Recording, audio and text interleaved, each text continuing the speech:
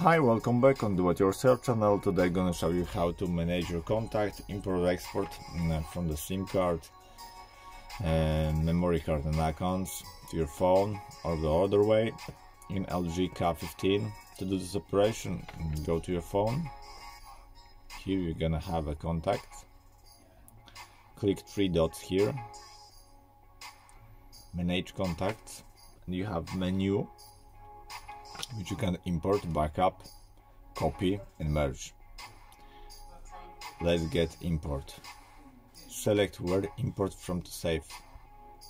From SIM card 1 to phone.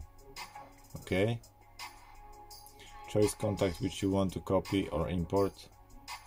Import. Voila! Your contact has been imported. Here. That's it. I hope the video is helpful for you. If yes, you can leave like, leave comment and leave subscribe. And see you by next video. Hey!